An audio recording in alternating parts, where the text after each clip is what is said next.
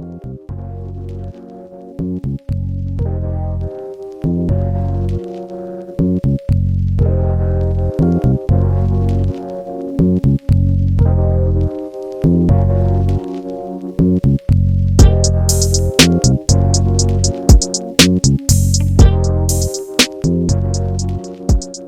door from the prison that I kept with me. I also got my prison ID in here too. But these are the pastels that I ordered inside and had these for like over 10 years because I bought them out because I wasn't addicted. Usually when you leave prison, you leave everything there, but I took out my pastels because I knew I would use them. And then here we are over 10 years later, I'm incorporating the actual pastels I did portraits with inside into the works out here.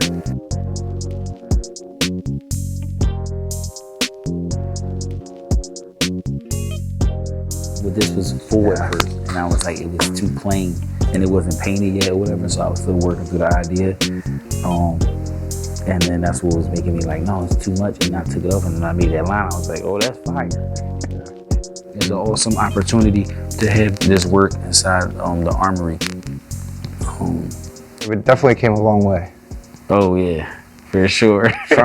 from Philadelphia Guild Program, Mural Arts. To you, Solo Met, and to me, Armory, my cell doors in the Armory, crazy. Yeah. So, but I wanted to give it like this element of like feeling like the decay, you know, of like time past, and to think about that, like, you know, the prison system persists, but then having it be like kind of beautiful.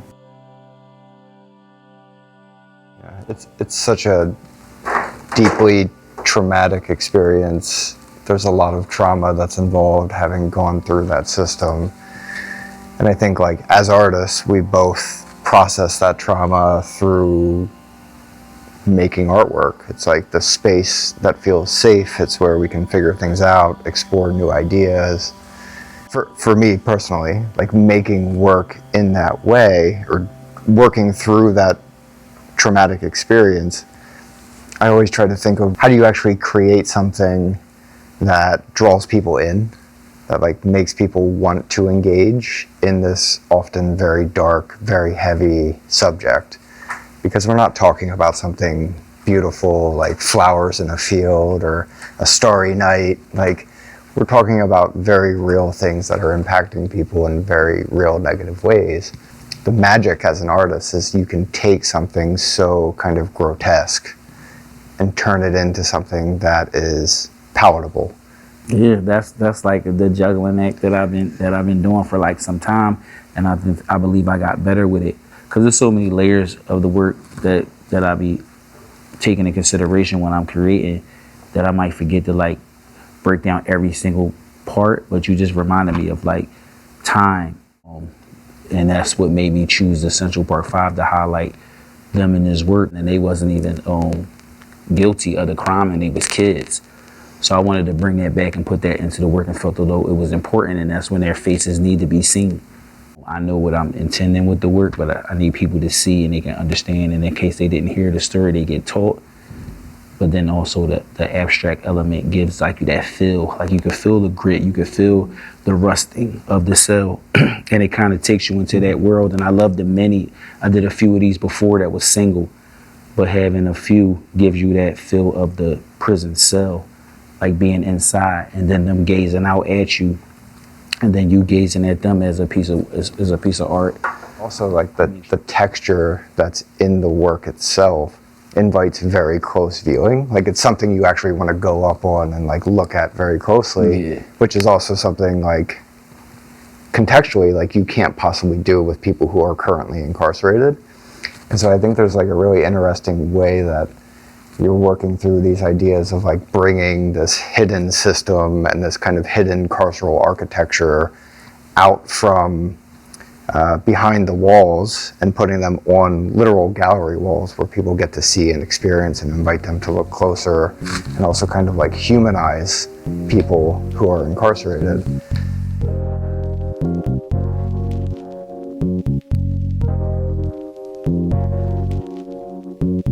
I'm also curious to hear about like how you specifically formed community and what that looked like when you were inside. That's like a good question, because inside my community was very small, and that was intentional because I didn't want to get caught up in anything that could have me like serve more time and stuff like that. I was a little bit to myself unless, you know, it came to like someone wanted me to draw something from. So my contribution to the community as a large, I didn't really have like a crew. It was like a few guys that I would like deal with, but they was artists. Like they had to be of like on the same like mind as me, or I wasn't like interested. I like really stayed focused. So just doing the portraits of other people's family with the pastels, and then also the portraits here is on the pastel, and I haven't did any pastel work since that self-portrait on my prison documents 10 years ago when we first was like meeting. I haven't used them since, but I used the portrait pastels I use for this work is the exact same pastels that I had from prison. They sitting right over there. And that's the ones from inside, not the same kind. And I bought new ones. Like that's the ones. You brought them home with you. I did. I think it would probably be helpful for people to understand like why you're choosing to kind of like weave commissary items and use that as a material. That's a real good question. And because I was working with the leather for so long that I like kind of just went to that and ain't even think of like to touch on like the chip bag. I'm speaking of like access. And I'm also speaking of like you becoming a commodity once you go into the system. You know what I'm saying? HP 9290 is what they referred to you as and gave me a box that said agency item. It's like you become like property. You like a barcode. They be like, state your number, HP 9290. They don't be like, what's your name? Russell Craig. No, it's HP 9290. But then like the noodles and the chip bags and things like that is like the commissary, which inside, that's like one of the few moments you would have like joy. Like, and then when you think about it, like the noodles is not the healthiest thing for you, but it's like that you look forward to the noodles than you do the meal that they give you. I remember that. Yeah. Like, what do they call it? Cheese. Cheese, yeah. So it's such a celebration to get with the guys that you hang with or whatever. Yeah, that's perfect. I mean, it talks about like the individual experiences that everyone has. Yeah. Because they're all in the same system, but everyone's dealing with different issues. They have different experiences, different perspectives. Yeah, right. The same thing happened when I made the first door that Beth the Woody had purchased. I'm not triggered a lot. Like I'll be like kind of over the whole thing. You know, I look back and we all know it was a lot of bad experiences in prison, but the window made me, and as I'm like measuring it and like and you going there, like so it's like, and then you think about like how like you couldn't see, your vision was like narrow. So that's what the work is doing, like showing people like how things you would take for granted, of like how your vision is like skewed from the things you take for granted. You won't even be able to see properly. Then it's like soundproof. You won't hear the birds chirp and things like that. So it was like all that started coming back as I'm like putting it together. Like you're like literally making cell doors and window frames that are like ripped out of a prison.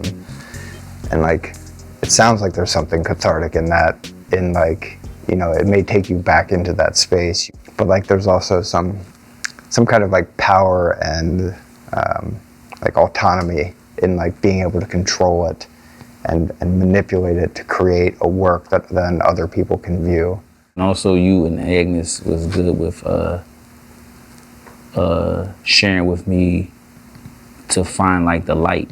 So it was like over the years I've been like still constantly working on how to make it to where it's though it's not so like gloomy and things like that. It's like a lot, but you gotta figure out like how it was those moments that made us dream for something better, and then we was able to get there. And then with the Center for Art and Advocacy and Right of Return, we help other people get to that place.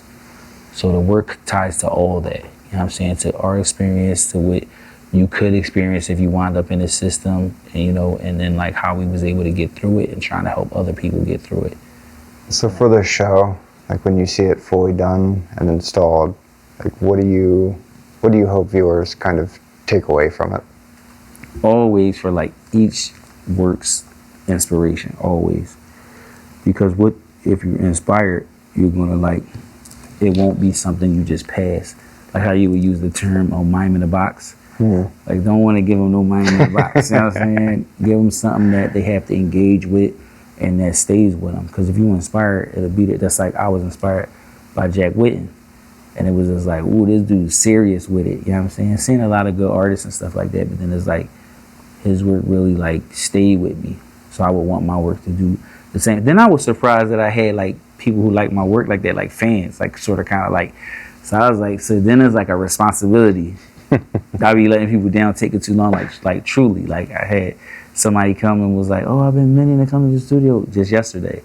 And I've been following your work for a long time. And that kind of like, and it be happening from time to time. And it be like a reminder, like, yo, it's people like kind of like counting on you with the, like seriously. So it's like, that's like deep. And that's a motivation. So it was like, I want the work to inspire, but then I'm also inspired by when it's done right, the payoff of like, that you're like doing something. It's like how if like I enjoy like Kendrick Lamar music and things like that. So it's like wanting to have that kind of impact as a visual artist.